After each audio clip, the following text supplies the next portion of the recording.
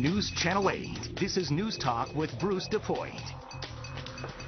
Hello and welcome, and it's great to have you with us today. Colorectal cancer, it is the fourth most common cancer in the U.S., and it is the second leading cause of death from cancer. It affects people in all racial and ethnic groups and is most often found in people age 50 and older. But now, a disturbing new trend.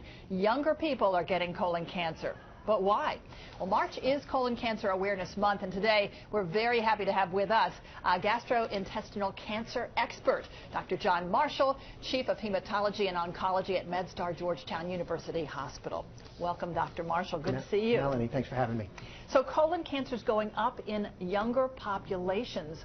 Tell us what you're seeing. We all learned, back us old doctors, all learned that colorectal cancer was an older person disease, and what we're seeing is this shift. Now, we're doing better overall. It's very important for everybody here that through screening, through early detection, through better therapies, our outcomes for colorectal cancer are improving.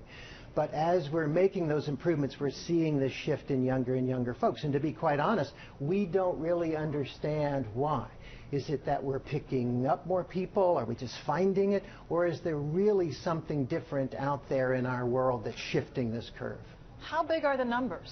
Well, so not huge. Colorectal cancer as a public health problem is a huge problem. 150,000 new cases every year in the United States alone. If you look worldwide, more than 1.5 million folks getting the disease. So major public health problem. In terms of young folks now, you know, we do see a decent percentage of folks in the under 50, but you know, we're also seeing the 20, 30-year-old as well. Some of that's inherited, but some of it clearly is not. And so we need to understand better. We need to shift our awareness, really, so that when folks do come in with symptoms, they're not ignored, they're paid attention to, screening, proper screening is done, and we detect these cancers earlier. So there is a hereditary factor. Yeah, just That's like with element. most cancers, we do know, you know, there's everyone knows about the breast cancer gene. Angelina Jolie brings us that with the BRCA gene. Well, there's one for colorectal cancer too. And it is a similar frequency. 5–7% of all colon cancer is inherited. And those, of course, do get found earlier in younger folks. But the majority of these folks are not inherited colorectal cancer. They're just picking it up somewhere along the way. What are some of the reasons you may suspect could be contributing to this? I'm blaming it on Starbucks and cell phones. No, I don't really know. I mean, we don't really know what it is out there. Overall, we're a healthier world, a healthier environment, people living longer, right? So we are doing a better job. People are suspicious of environmental aspects. You know, we are what we eat to some degree. We all carry around a beautiful coral reef of bacteria within us, the so-called microbiome. We're beginning to study that. Is it stuff we're eating? Is it the influence of antibiotics? Is it exercise, not enough exercise? We really don't know. Wow, there's just the gamut there to look at, isn't there? That'll keep you busy for the next 50 years. It should be. Hopefully we figure it out before that. Then. So, you know, along with the rise in colon cancers among this younger age group, comes health insurance issues, and are people who are under 50 will they be covered under their health insurance for a colonoscopy? This is a great question and a really volatile one right now. So screening healthy people, right? So you're just out there in the world, your clock hits 50, you're supposed to go get screened. That wouldn't pick up any of these people. We have to prove that screening everybody at an earlier age would in fact be cost effective and risk effective too, right? Because screening tests, the classic in the United States is a colonoscopy, has risks. Other stool tests, things like that, much less risk, but have costs. So we have to balance these things. I think our biggest point, though, now is that younger folks, when they have a diagnosis, when they have a suspicion, docs and they alike need to understand that there might be something going on here. Go ahead and do the appropriate testing. Does the medical community generally agree that this kind of testing needs to be done? Yes, it should be covered. But honestly, some of it is, you're in a busy emergency room and somebody comes in with bleeding and they have a hemorrhoid history or they had some bleeding in the past.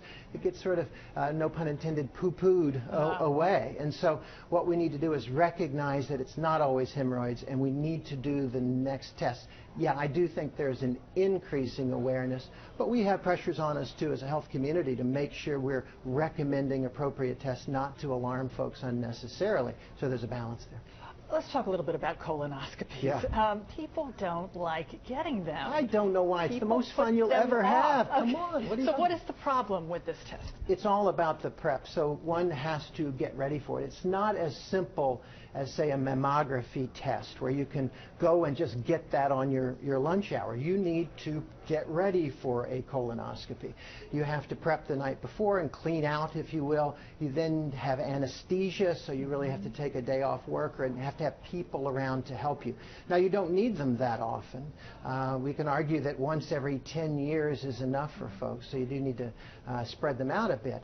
But I think it's just a hassle. There's also a fear. I mean, there's just a fear of any kind of procedure or test that's a screen like this.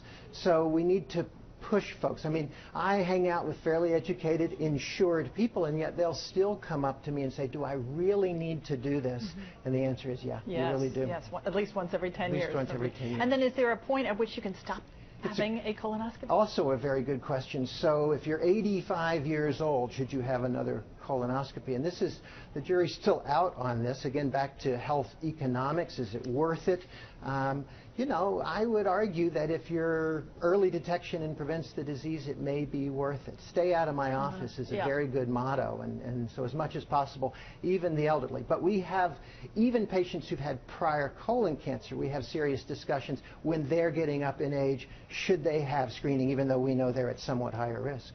So the colonoscopy detects cancerous lesions within, or even a precancer lesion, a polyp, yeah. Okay, so if there's a polyp, it could be benign or cancer. So if by removing the polyp, you actually reduce the risk of cancer. It won't turn into cancer. So we know early detection of an early cancer is a good idea.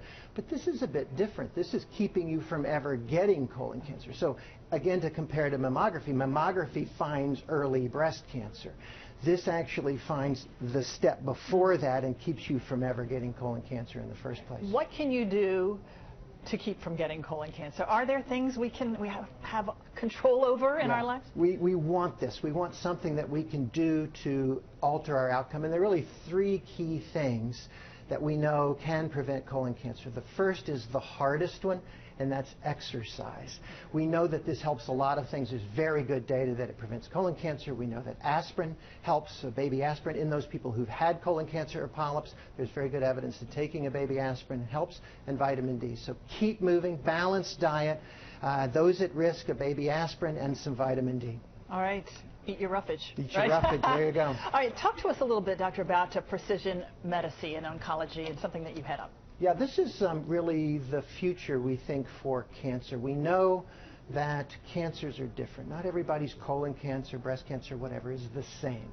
And even when we look at young versus old, we recognize that they look the same under the microscope, but when we do genetic breakdown of what's in those tumors, they're different. And we're only beginning, despite what the TV ads tell you, we're only just beginning to incorporate this kind of information into our decision making. What I really want is some sort of magic Harry Potter sorting hat that I could put on a patient or a patient's tumor and tell me what's going to happen to them. Are they going to be fine? Do they need chemo? Will chemo benefit them? So this is where we are going with precision medicine, better understanding what makes an individual patient's tumor tick. And we at Georgetown MedStar are leading a nationwide front on this to try and collect, if you will, a big enough haystack so we can find the needles, the key needles that separate this person's cancer from that person's cancer. So we're not just trial and error medicining, we are giving what we call precision medicine. Wow. Now, is this different from immunotherapy? It is. So immunotherapy is another branch of therapies, if you will. We know our immune systems actually do see our cancers. And some of the new hot stuff is an ability to not only let that immune system in, but to also continue to feed it. So there have been great successes in immunotherapy. That is true for a group of colorectal cancer patients where immune therapy really knocks it out of the park. It's a great therapy, very low side effect therapy, really the kind of magic bullets we're looking for.